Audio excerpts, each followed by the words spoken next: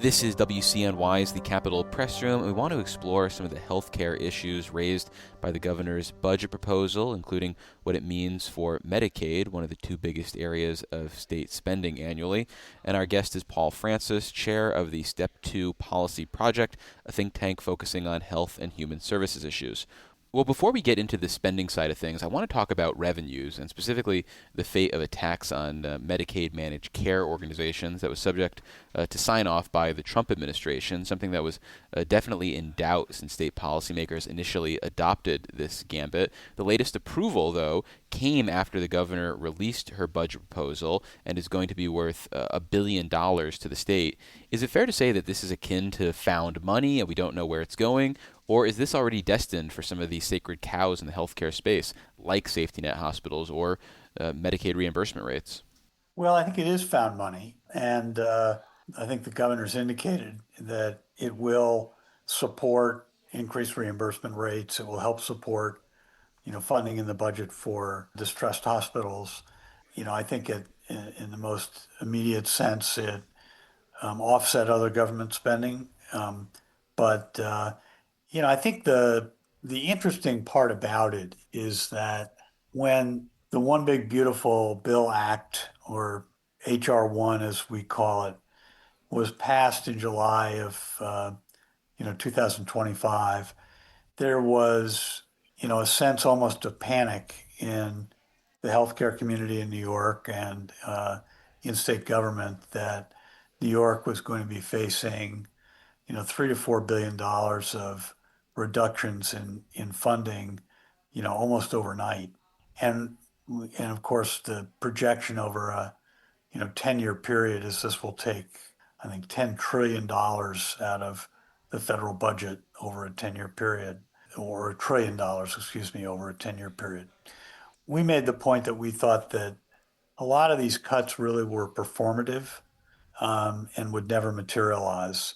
And so, we were not surprised when the federal government, which had every opportunity to say the law is clear and the MCO tax is a loophole and we're not going to allow federal money to continue to be used in this way, that instead they said, we'll establish um, a termination date after the midterms so that New York would not be hit with significant Medicaid funding reductions at a time when many of their Republican House members are, in marginal districts and want to be able to say that they help to protect New York as opposed to having to defend cuts that really, I think, could potentially have seriously impacted a number of hospitals around the state.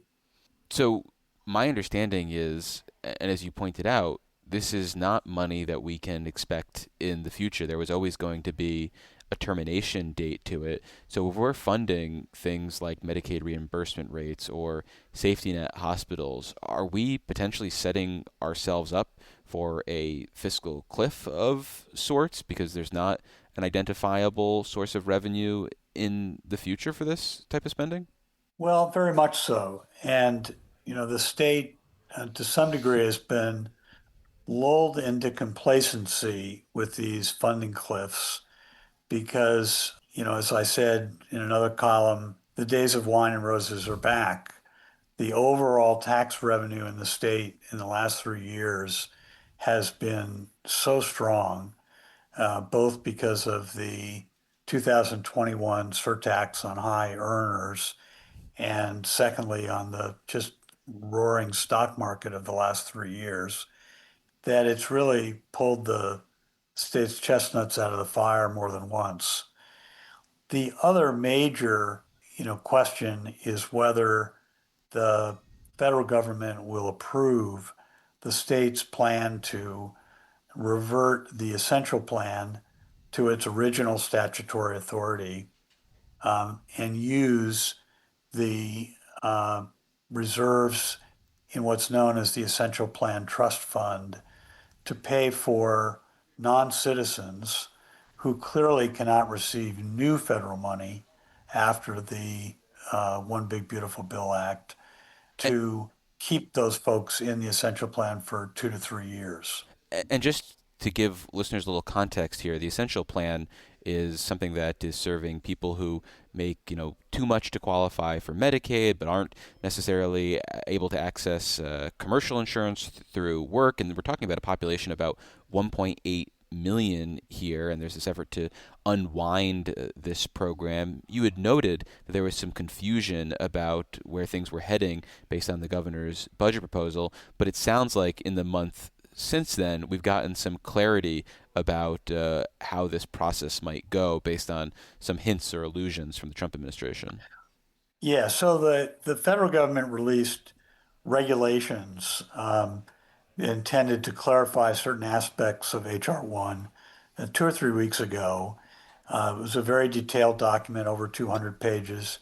And in that, it made a clear distinction between non-citizens not being eligible for new Medicaid funding, um, and non-citizens, not all non-citizens, but non-citizens of the category that had been covered by the essential plan, continuing to be eligible for participation in those plans, um, which either could be funded by state-only funding or, in the case of New York, potentially the use of the Essential Plan Trust Fund. The the regulations did not state explicitly that New York's request would be granted and that the trust fund could be used. But the inference that I drew from the repeated statements that these non-citizens would remain eligible for the essential plan, uh, I interpreted that to mean that it's likely the Fed will approve this request from the state, and that will account for um, over $2 million in FY 27, perhaps closer to $3 billion in FY 28. That the executive budget reflects the state spending, and one of the reasons that Medicaid spending is shown as increasing by such a large percentage, I think 11%, in the FY 27 budget, is this assumption that the state would need to spend about $2 billion on state-only Medicaid to provide Medicaid to at least a half a million of these non-citizens who were protected by a longstanding New York court order. Right. If the federal government approves um, the state's request, that's $2 billion that's currently reflected in the state spending in FY 27 that would then become, as they call it in budget terms, unavail, which could be used for other priorities. Well, sticking with the idea of that growth in Medicaid, you note that one of the largest areas continues to be support for those financially distressed hospitals. Is there reason to believe we're not necessarily throwing good money after bad here in the sense that these underlying problems aren't being addressed? Or is there reason to believe maybe with the safety net hospital transformation, which you and I have talked about in the past, that this money is serving as an important bridge to longer term stability given other things that are going on with these institutions? I think it's a little bit of both. Politically, it is extremely difficult for the state to permit a hospital to close. They occupy, a huge place in the life of communities, and it's both vital for health reasons, but also just the, community psychology. At the same time, I think the state has made real progress in the last year in implementing more structural changes that promise to bend the curve of the operating need of some of these financially distressed hospitals. The most significant of those initiatives involved the takeover by New York City's H&H hospital system of Maimonides Medical Center in Brooklyn. Maimonides is a very large Medicaid hospital in New York City. It has struggled financially for the last 5 years at least. There were numerous efforts to encourage and incentivize some of the big private health systems to come in and take over Maimonides. In every case, the health systems just didn't want to get involved in something that would be politically controversial and that would rely on the consistency of the state in providing funding for, for really an indefinite period of time. H&H was willing politically to get involved. It brings the same economies of scale, sophistication of management and health IT systems, and it has some funding advantages that private hospitals would not have in taking over Maimonides. How much it will reduce the state's support for Maimonides remains to be seen, but it clearly was a step in the right direction. And I think there are other hospitals in New York City that are independent and continue to be on a trajectory that's not financially sustainable. Well, finally, I want to come back to something that's kind of an underlying theme of what we talked about here, whether it's the MCO tax or the essential plan, and it's that relationship between state health officials and federal health officials. And in another life, you were the Deputy Secretary of Health and Human Services for a governor during a Republican White House and a Democrat here in Albany. What would be your advice or best practices for interacting with the Trump administration in this go around? Are there things that make sense? Is there common ground that can be found between Democratic and Republican administrations on some of these issues so that there is a beneficial relationship? Well, it's a good question. The first thing I would say is that, particularly in the first Trump administration, the CMS operated very much what people would pejoratively describe as the deep state, and people who were more friendly to governmental competence would, describe as the professionalism of, the permanent civil service system. Uh, there was alignment in terms of many of the goals of the state and the first Trump administration, such as value-based payment, and they worked cooperatively with the state in maintaining the approval of Medicaid waivers and approving, various state plan proposals.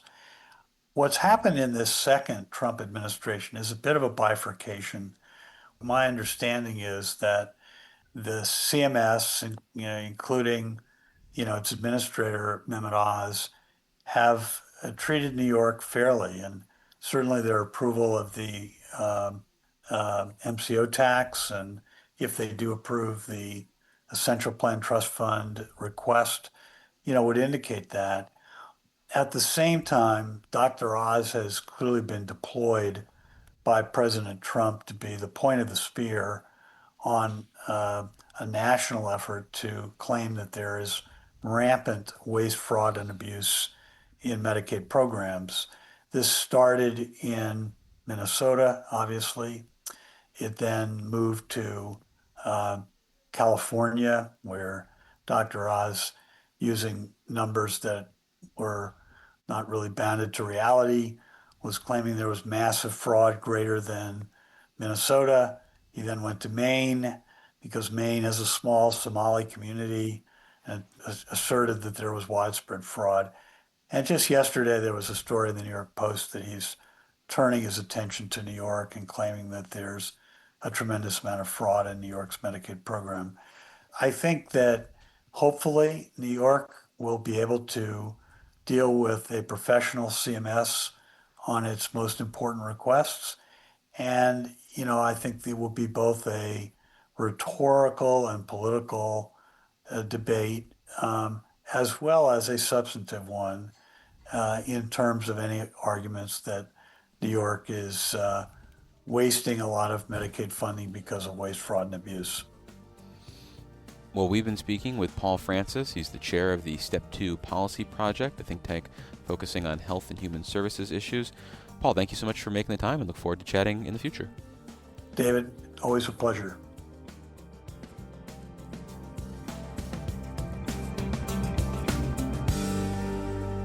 And for more Capital Press Room content, visit capitalpressroom.org or wherever you download your favorite podcasts.